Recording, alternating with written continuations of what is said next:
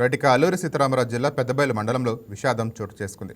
పన్నెడ గ్రామానికి చెందిన 5గురు బాలురు మత్స్యగడలో చేపలు పట్టేందుకు వెళ్లారు. వీరిలో 4గురు ప్రమాదవశాత్తు మునిగిపోగా మరొకరు బయటకు వచ్చి సహాయం కోసం కేకలు వేశారు.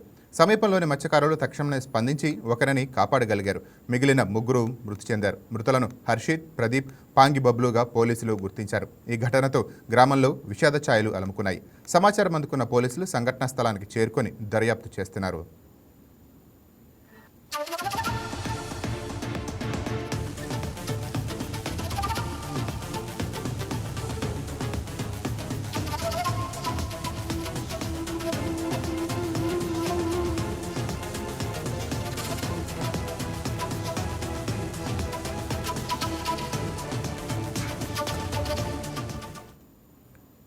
రైట్ దీనిపై మరింత సమాచారాన్ని మా కరెస్పాండెంట్ ప్రసాద్ లైవ్లో అందిస్తారు. రైట్ ప్రసాద్, చెప్పండి.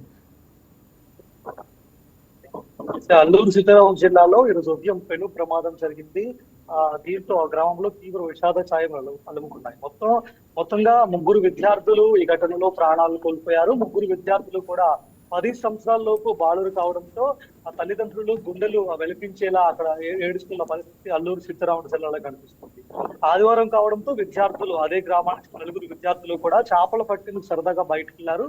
ఆ చిన్న పిల్లలు కావడంతో తెలియకుండా ఎక్కువ లోతున్న చెరువులో దిగడం జరిగింది.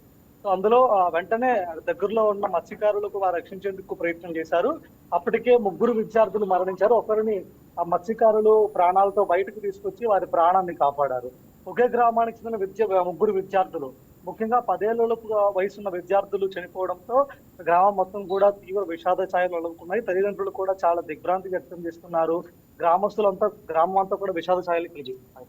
సో మొత్తంగా చూసుకుంటే మృతులు ప్రదీప్ 9 ఏళ్లుగా ఉన్నారు, శ్రీను 10 సంవత్సరాలు, హర్షిత్ 10 సంవత్సరాలుగా వీళ్ళ వయసు ఉంది. సో ఈ 3 విద్యార్థులు కూడా ఈ ప్రమాదంలో ప్రాణాలు కోల్పోయారు. ఆ లోతు అధికంగా ఉండడం వల్లే ప్రాణాలు కోల్పోయారని పోలీసులు చెప్తున్న పరిస్థితి. అంటే మొత్తంగా 4 విద్యార్థులు అక్కడికి వెళ్ళి చేపలు పట్టుకు సరదాగా ఆ సరస్సులో దిగారు. కానీ లోతు అధికంగా ఉండడం వల్ల 3 విద్యార్థులు ప్రాణాలు కోల్పోయిన పరిస్థితి. సో ఘటన జరిగిన చాలా సేపటికి దగ్గరలో ఉన్న మత్స్యకారులు పరిస్థితిని చూడటంతో 4వ విద్యార్థిని ప్రాణాలతో కాపాడగలిగారు. మరికొంచెం ముందుగానే చూస్తుంటే 3 విద్యార్థులు కూడా ప్రాణాలతో రక్షించేవారని కూడా గ్రామస్తులు చెప్తున్నారు.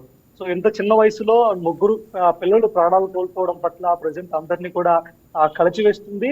ఆ పోలీసులు దీనిపై కేసు నమోదు చేసి దర్యాప్తు చేస్తున్న పరిస్థితి. రీసెంట్ గా అల్లూరు జిల్లాలోనే 4 రోజుల క్రితం 4 విద్యార్థులు, ఇంటర్ విద్యార్థులు సెల్ఫీ తీసుకుంటూ ఒక సరస్సులో పడిపోయి ఇదే విధంగా ప్రాణాలు కోల్పోయారు. సో ఇలాగా చిన్నపిల్లలు వరుస ప్రమాదాల్లో ప్రాణాలు కోల్పోవడంతో ఆ జిల్లాలో ప్రజెంట్ విషాదకరమైన వాతావరణం కనిపిస్తుంది.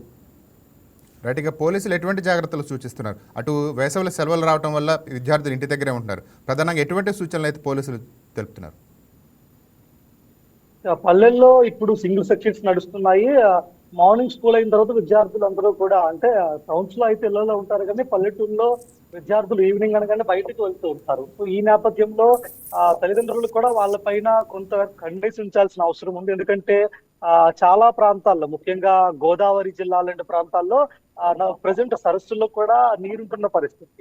ఈ టైంలో విద్యార్థులు, అంటే ముఖ్యంగా చిన్నపిల్లలు, 5 ఏళ్లలో చిన్న పిల్లలు కావచ్చు, 5వ క్లాస్ వరకు చదువుతున్న చిన్నపిల్లలు కావచ్చు, వీళ్ళందరూ కూడా సరదాగా బయటకు వెళ్తూ ఉంటారు. సో అలాంటి సందర్భాల్లో రోడ్డు ప్రమాదాలు జరిగే అవకాశాలు ఉన్నాయి. ఇలాంటి ప్రమాదాలు జరిగే అవకాశాలు కూడా ఉన్నాయి. కాబట్టి తల్లిదండ్రులు కూడా ఎండ సమయంలో పిల్లల్ని ఇంటి దగ్గరే ఉంచేందుకు ప్రయత్నాలు చేయాలి. వాళ్ళు ఏం చేస్తున్నారు, ఎక్కడికి వెళ్తున్నారు అనే విషయంపై కూడా ఒక కండేసి ఉంచాలని కూడా పోలీసులు చెప్తున్న పరిస్థితి కనిపిస్తుంది. Right, thank you Prasad.